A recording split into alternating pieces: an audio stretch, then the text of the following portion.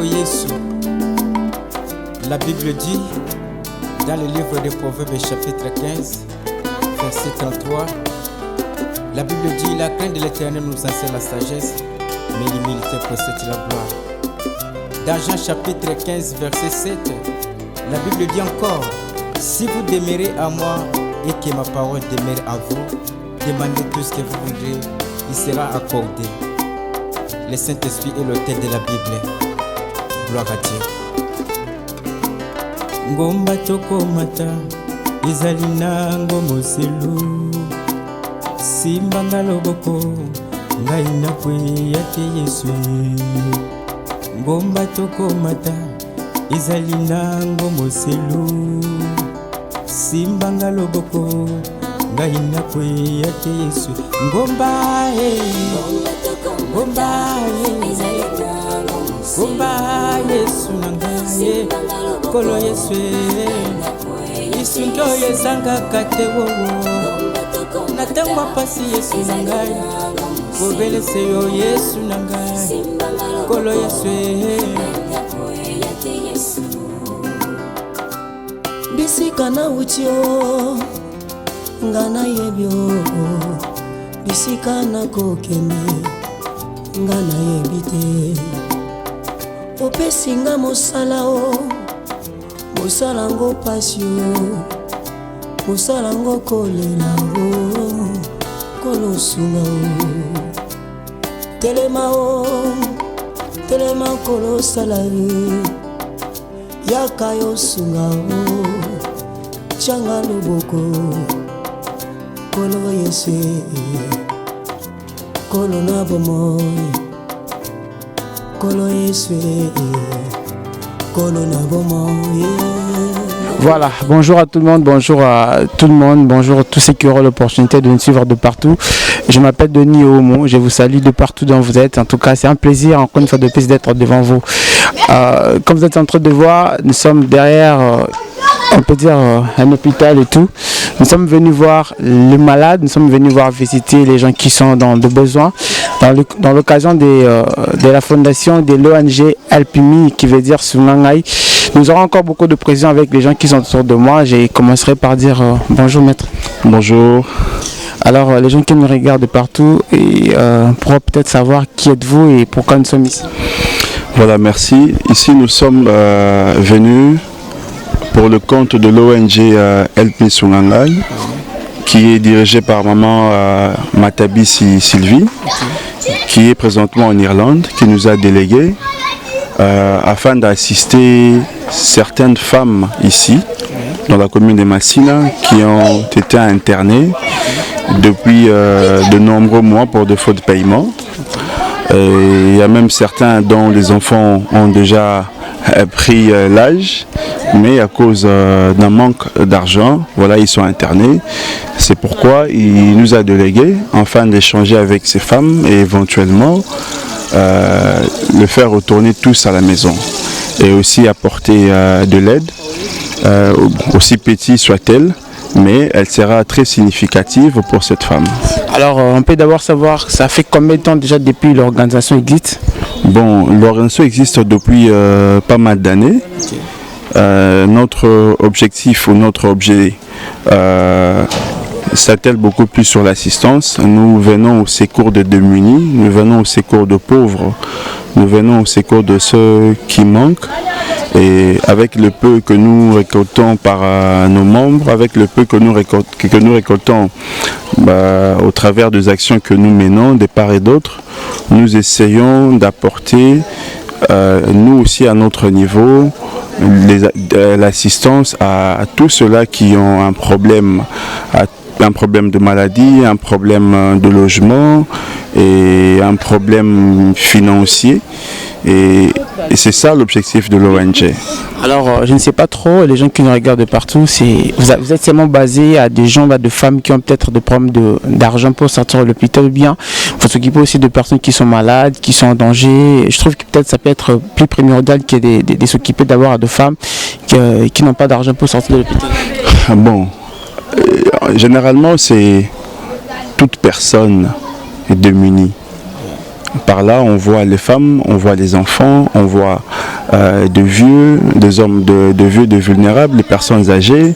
On voit toute personne dont notre action, pour elle, serait une réussite, serait un acte de bienfaisance. C'est en général, c'est-à-dire les actions ne commencent pas seulement auprès de femmes, mais nous allons aller même auprès des enfants.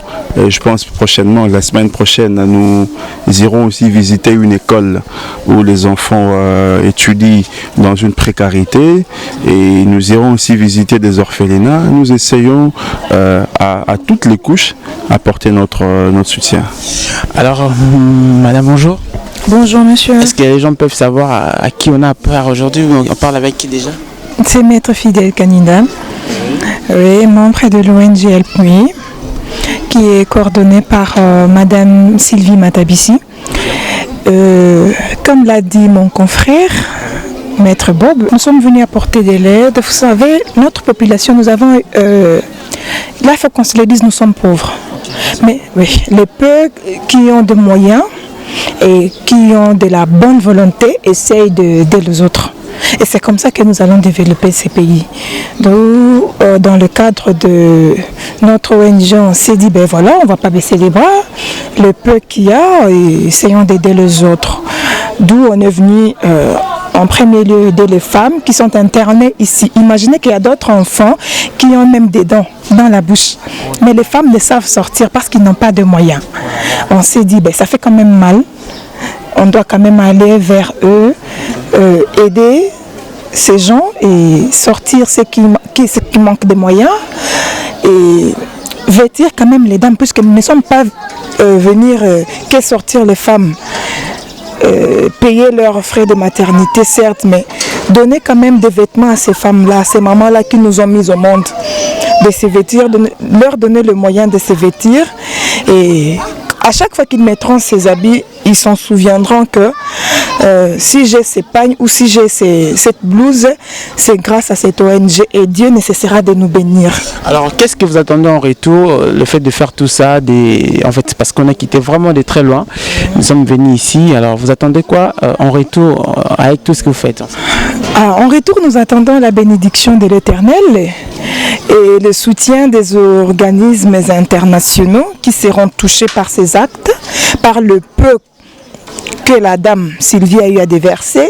Et s'ils se diront, voilà, on a vu que vous êtes vraiment dans le besoin et vous avez cette volonté-là d'aider, nous venons porter une pierre à l'édifice. Ça sera une bonne chose et de l'aide sera la bienvenue.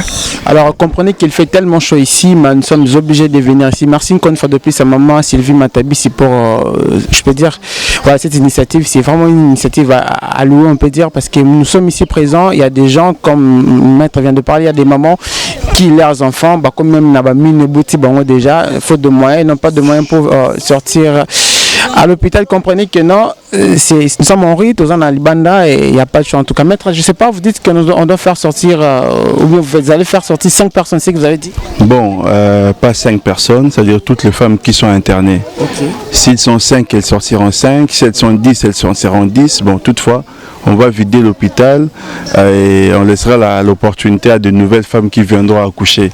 Mais celles-là qui ont été internées depuis très longtemps, elles sortiront tous et vous le verrez. Alors, je ne sais pas trop avant que nous entrions, un dernier mot d'abord aux gens qui nous regardent, Fashion Media qui est derrière la caméra, ainsi qu'à des gens qui voudront peut-être aussi essayer de contribuer, d'apporter un plus à ce que nous sommes en train de faire. Bon, ce que nous attendons plus, c'est, comme venait de dire mon prédécesseur, c'est de l'assistance. Toute personne qui sera touchée au travers de cette action, nos portes sont ouvertes, ils peuvent ou elles peuvent contribuer et sa contribution sera très importante. Et puis sa contribution, même Dieu dans le ciel va d'une manière ou d'une autre le récompenser. Donc c'est tout ce que nous attendons. Nous, on fait notre part. Ceux-là qui voudront aussi se joindre à nous pour faire aussi les leurs, ils seront les bienvenus. Merci beaucoup. On entre à l'intérieur et on continue la suite. Merci. Voilà, comme tu le baki, tu connais na carte hôpital, tu es maintenant responsable de l'hôpital, tu es qu'est-ce qui se passe? Nous nous savons que notre fondation bien ONGD Alpimi et Ati Awa. Bonjour maman. Bonjour papa. Alors maman na batu ba la biso tu koye ba kombono nani et puis ozanani. Kombo nanga Makongo Marie-Louise. Nazali responsable ya centre de santé témoignage. Centre de santé témoignage fungwami na le 23 août 2005. Donc ça date déjà 9 ans, c'est combien? Mais aujourd'hui c'est 14 ans. Oui. Alors maman, comment tu as trouvé cette initiative? Il y a ONGD Alpimi et il y a Nukosunga Batu au Bazan hôpital. Mais peut-être on va prendre comment tu avais trouvé l'initiative? L'air na yoga qui tout d'abord na kamwaki. Pour être na milieu biso tozali toza rejeté. Batu baya kotala ka biso te. L'air nga na yogi boy na sepeli mingi. Tozali na batu ko condamna wate. Mais quand même ceux qui tozali mosala quelque part il faut bafuda biso to tika ka batu mingi. Tozala makambo ya kufuta mpako l'État kufuta ba makambo mingi ba contribution ya centre de santé mikanda ya l'État bandako mayi SNEL d'infirmier nali PVV bon moto ko soutenir biso azalite mais bino l'air boye na sepeli mingi ezala ya mbala ya sukate pe na pesi bino merci mingi ezala mbala sukate tozana ba difficulté mingi awa na biso na Tchango tozali na milliers moko tout d'abord tozali passe mingi mbongo ezalité na koloba te que toza reculer te mais ba moyenne ezalité mais sikoyo ezanini mwasi akoki kobota na ye po abima na hôpital akusala 2 semaines une semaine komona mwasi mosusu azali awa abota basalaki ye césarienne po batransféraki na centre mosusu bakoka kokende hôpital monene te po bazalaki na mbongo te lere bayawa tomoni fike mwasi akufa tobengi docteur aya asali ye depuis les premières azali awa mosusu mpe azali awa tai na bahôpital batalaka batai akende na hôpital mpe babengani ye abalobi ke azali na tai ya kobota parva basi te bayaka na mama na ye na lelo oyo azali awa bamosusu mpe bazali wana me lokola bino boye bosimbami bozali bajeune boye kosunga ngai koko na bino Louise na kati ya centre oyo nali kopesa bino merci mingi eloko moko tomona nano te na masina. Alors maman, combien de mamans bazali interné? Bazali 6. Ça fait combien de temps déjà depuis bazar? Ceux qui n'ont lobby au basali césarienne na les premières les combien de temps? Basali mikolo belé. Donc baka etinini donc ba critani sala ke mbongo comme belé. Tout d'abord tozali na deux sortes d'accouchement. Accouchement étosique et dystoxique. Étosique moi cha boti na ye normal apasuki te bachema ite basali eloko moko te. Dystoxique akukoleka na épisiotomie ou bien déchirure simple bien déchirure ya 3e degré. Moi na botami réanimé c'est-à-dire moi na wana lera botami alelite. Boturi réanimé ye yango epesaka ba makamwa nyonso. Moi c'est aye azoko avancer te parfois ayaki poche za rompi et que moi ça zobotate il n'y a pas de bonne contraction totia ka teobalte wana pe ezana prenango.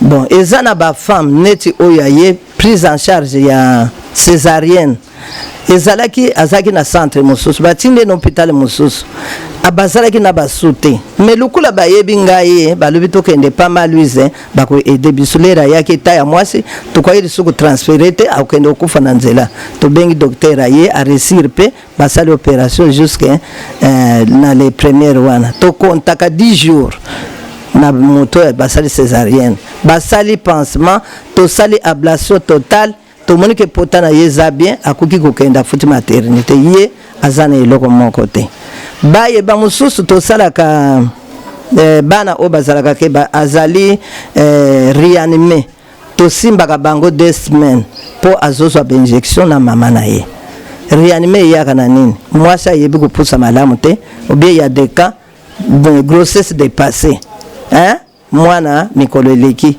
akobota makasi mingi te azolela te bozo ko réanimer to bozo pesa bakisi après boko konse ko pesa ba antibiothérapie na mama pe na mwana po akokende ndenge wana te.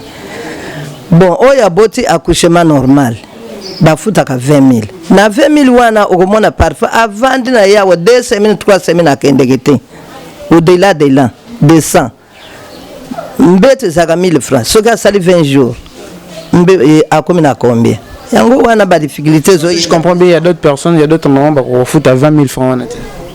Bakukanga na bango te bayaka kutu tout d'abord kaka boy bakukanga na bango te po topesa ka conseil pendant la consultation prénatale soki ozoya kobota zala na mbongo na yo mbona tosenga pona biso te aka ya problème tokotransfere yo bino bozana mbona bino lebo okende kuna esalisa bino mais lere bayaka soki ka izali so bolubi miso eteli bango omona mobali abimi azongi asali boye ya defanga mona bimisaka mbongo na pesi infirmier bakena moto na hôpital na munene bake kusoveiller mais tomona ka peteki baya kopesa merci baya kolobake merci lokolo pesa biso mbongo na yo yango tozongisela yo bayaka na bango te ba mama beli babima bazonga na bakenya banyongo na yo mingi na bimisaka pe avande na moni bwengali bo kende na yo mokolo komona mbongo ya bazonga na bango te et puis moya ko tia ba na la police exactement pour tozana kati ya quartier bango ba komona ngo mabe biso pe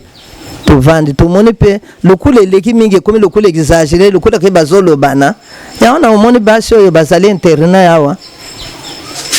Alors maman, avant tout le monde, maman, au photo bazala libéré, en occasion il y a plutôt à l'aide de la fondation, et le bani au le ban dans le monde entier, le bani au le ban maman aussi boîte de partout.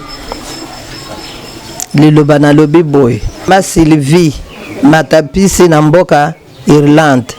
En tout cas na peso merci mingi ko mona ba image oyo. Ngai koko na yo na peso merci ya mingi biso na masina toza rejeté. Soko za mwana commune nini na yebiti. Awa na kisasa soki azali mwana ya commune nini esika yo botamaki na peso merci mingi po okanisi masina oyo bato ba rejeta biso bayebaka biso te nga na peso merci mingi esuka boyite sunga biso tozali na problème na lelaka mingi problème ya ambulance soki okuko yede biso ambulance bango baye na nzela bamoni ndenge bamoni bamoni nzela tozaka na basi oyo soki mwasi aboti asali hémorragie il faut que transférer bakende ko transfuser ye oyebi yo za mwasi hémorragie sévère esalaka ndenge nini moto akokota na koma mingi okomona moye zate tozali na bana biso mingi opeba etaka biso bana o babengaka ba les enfants de la rue tozana bango soki bamoni difficulté ezali bayaka ko soutenir nga bazwi moto parfois batozana mbeto na biso awa bamemi ye mais lelo bamema ye na nzela parfois moto wana akofi tala ba difficulté tozana ngo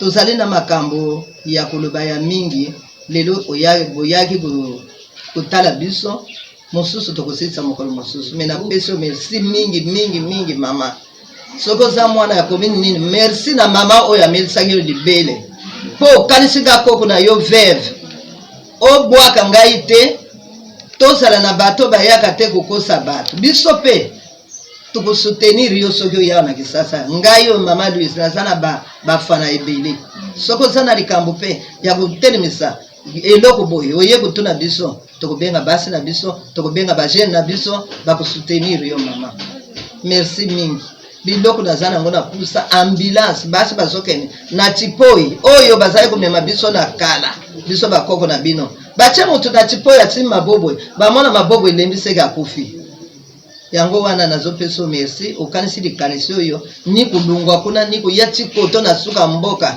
batu bayebaka biso te ngana peso merci kuna na poto na yebikete balokotaka mituka me ambulance kaka na lobi teke balokotaka ambulance ya mwana mwasi ayaki eloko ebumaki mwana na intention ezalaki ya mata epi alinga kosala vese abotaki mwana ya kokola yantoka ataki ye pe tozotraite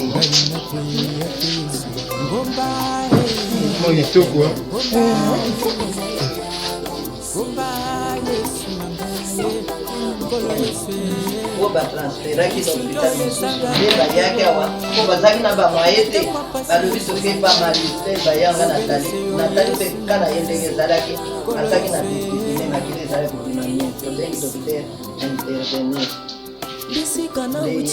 aboti accouchement normal mais asalaki hémorragie na ye ezalaki sévère tobimisi bakishi topesi ye tozozela mobali na ye omoni kaka bandeko na biso bapolisier balalaka na mosala azomonana te yango wana azali awa soki te kobima na ye ezalaki bandani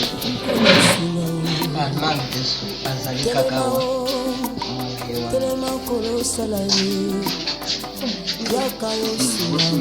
bamoni ke tai na ye akobota malamu te babimisi ye mama na ye amemi ye awa tolandeli ye mpe aboti par vabas depuis le 2 na lelo azali awa mwana mpe lokola azalaki na souffrance azozwa batraitement mwana esili na ye mama tozozela tozali kozela me nzambe atindili biso kombe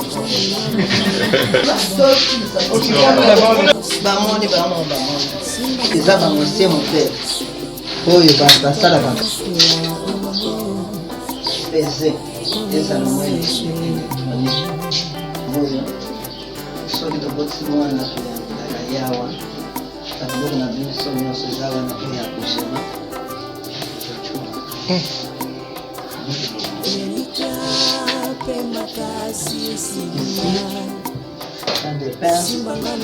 yango tolobi na mwana na ngai Sylvie bamateriel ya mingi ya kopuka mpenza toza nango mpenza te nde akotinda biso mpe bapince babwata bapince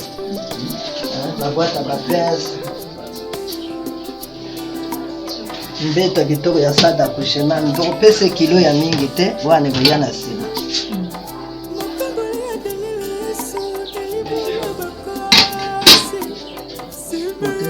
libulu oyo eza ya placenta soki mwasi aboti topesaka te totiaka mpona bakendevara 55 000 plus 45 000 75 000 74 000 plus 74 000 ok 74 000 plus 55 000 oui 55 ok plus 1000 45 000 plus 140 000 plus 140 000 864 000 314 000 578 000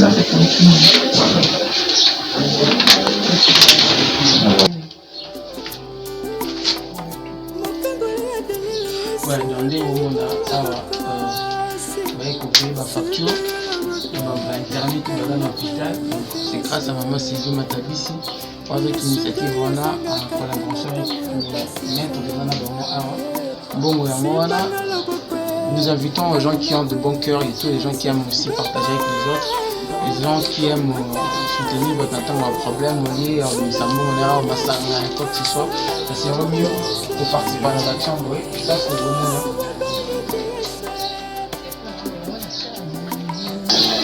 Ah bon.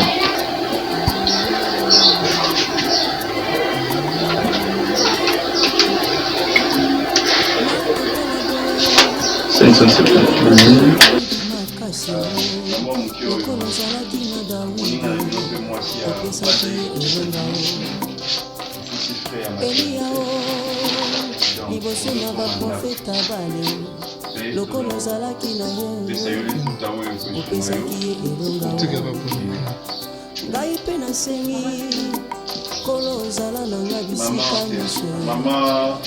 nyonso nakotambola tambola na ngai kolo yesu kolo na bombo yesu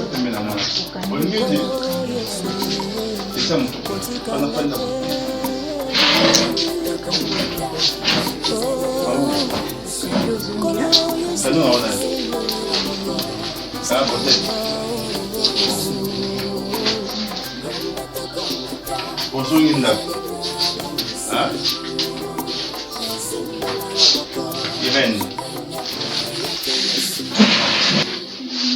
Irène, toutes ces factures.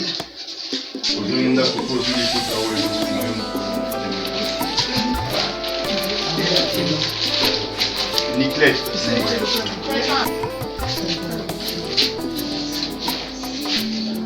Jésus, la Bible dit dans le livre des Proverbes chapitre 15, verset 33, la Bible dit la crainte de l'Éternel nous enseigne la sagesse. Benio pozo zonga ndako lokola baninga nyonso.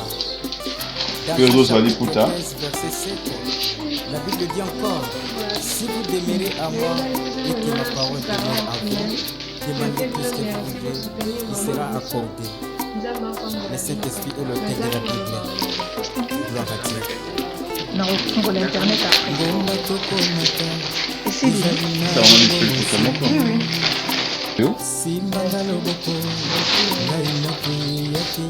koseka mpenza ezali tiao na ngo te nazokamwa mpona masina eyaka nango te mama Sylvie merci mingi mama osuka kaka wa te okotala na bililingi okomona bambeto ndenge ezaleli koloba teke koko oyo mpe abandi lokoso boye ndenge ne lokoso te nazolobaka ndenge ezaleli bambeto malembe kosunga nayebi naloba boye na poto balokotaka bambeto te na ezali okotinda na bamatela biso moko atokosomba me bambeto eya babiloko ya accouchement bapince bachison babiloko nyonso ozosalelaka si ya moyen olukilinga boite ya ventouse toza na basi moko bazalaka basi wana bazalaka soki aye kobota mwana yeyo bakoka kopusa te nga nazali expert nakobenda mpe mwana wana oyeke bakendeke bahopitala minene bakendeke wapi eza pasi mingi merci mama sala biso bamakambo nyonso nga koko na yo vere nasepeli nzambe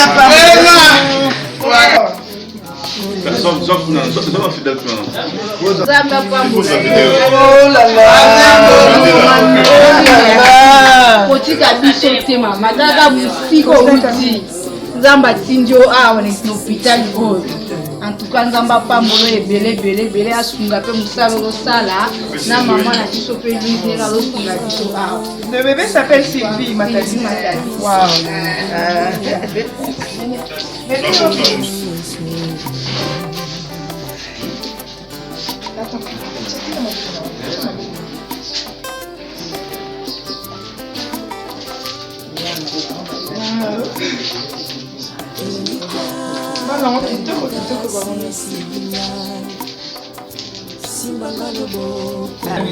Io comia bébé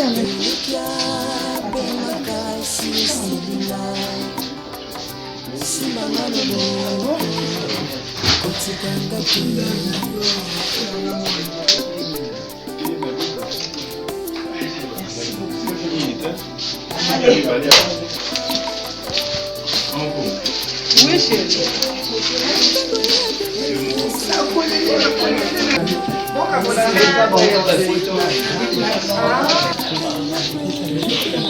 Oh. Merci beaucoup. Topesi merci mingi na mama Sylvie Matabisi nzamba pambola vraiment mama esika azali abakisela ya mingi.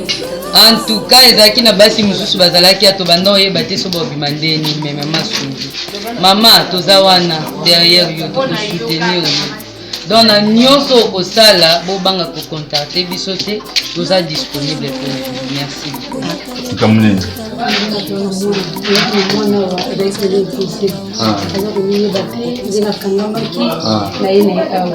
awa nayeba lobi nanga batransfert elaki lopita na monene nabi ya mama awa kuti nakoki te ebongo lopita ya monene kotindanga na kobanda wapi mpona sukiseli wapi donc naza na monene te na tolopita soka kokufa mana mokupela kaka wana te lebonzi po ebembe mokakundaka amonaka wane donc lopita na monene antuka mama nazala mama bakanganga bite fokende awa moyetenga bit mama ndongo ozolobanga awa nakoki te ya fiche estce mpona na fiche lopita ya monene nakokoka na kobanda wapi na kosukisela wapi nayi bosunga nga mama pardon obino bozali nango bosunga nga bosoigni ata mwanya Homme Kalini aussi. Oh, le farci, bah, après c'est Gingani. Qui m'a dit que maman avec ma wasu, ma wana sali ba monde mwana yaki, bale bazwa bakisi baswani mwana, ba bengi docteur iko consulter mwana, ndi docteur iko bakisi, ba ndi baswani mwana. Baswani mwana ndi ba consulter ngai. Posa facture pour. Posa facture pour ndi baswani mwana mais bon de c'est juste pour komenga faina so bakisi bali ba komaki yango iko. Donc okutoda si docteur salaki, na soba so bakisi ndiko kwa ile mbali kwa solution ya solution ondo bose mbali bakisi ngai faina so bakisi ndo kwa solution za ndo mwana family na sapa ni kwa family Nobinga mama biscuits. Nobinga mama biscuits. Nobinga mama biscuits. Mwana oba ebisinga ngona obima. Zaki pe ozaki prévu te yo. Andenge tulaki mingi basi yo ba tulaki internet pour un problème ya frais. Pour un défaut de paiement. Mais dans mon impé, maman a télémisé, après c'est une facture, facture performante. Et ça, ils sont à 1000 francs. Monsieur de Rossin, ordonnance, maman, yo, Bunda, Luka Bakis, ou yo copie dans le consomme. Mais pour la facture, token n'a parce que tu as un facture, tu as 1 000 francs, c'est un peu combien en dollars? 65 $, si je ne me trompe pas. 65, 70 $. 70, hein? 70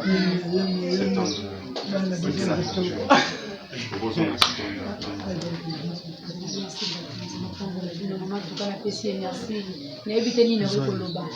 na éviter en tout cas nzama pambola ye nzama pambola misala na ye kende liboso na éviter nani oya kolinga telemela ye na musala ya zosala donc nzambe apambola ye ya koleka makasi apesi ye merci vraiment nzamba pambola en tout cas pambola na bino bato mama Sylvie nzamba pambola ye na délégation ya tindi bino boza na bolingo makasi boye nzamba pambola bino makasi abakisa bino ebele oyo ezangaki nzamba abakisa bino ebele penza. En tout cas, il y a koloba mingi ezalité nzambe wana amona bino. Oh Yesu, la Bible dit dans le livre des Proverbes chapitre 15 verset 33, la Bible dit la crainte de l'Éternel nous enseigne la sagesse, mais l'humilité possède la gloire. Dans Jean chapitre 15 verset 7, la Bible dit encore, si vous demeurez à moi et que ma parole demeure à vous, demandez tout ce que vous voudrez, il sera accordé. Le Saint-Esprit est l'auteur de la Bible. Gloire à Dieu. Ngomba toko mata, izalina ngomo selu. Simbanga loboko, ngaina kwe yate Yesu. Ngomba toko mata, izalina ngomo selu. Simbanga loboko, ngaina kwe yate Yesu. Ngomba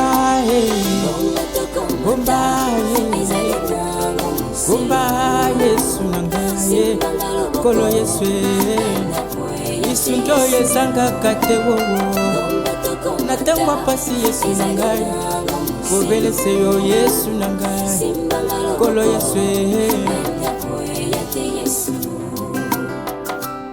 bisika na uchio ngana yebyo bisika na kokende ngana yebite opesinga mosala o mosala ngo pasio mosala ngo kolela o kolosunga o telema kolosala yaka yosunga o changa loboko kolo Yesu kolo na bomoy kolo Yesu kolo na bomoy ngomba kolo elikia ya basantu selo zambe na bomoy kotika ngai te Yesu simbanga kotika te na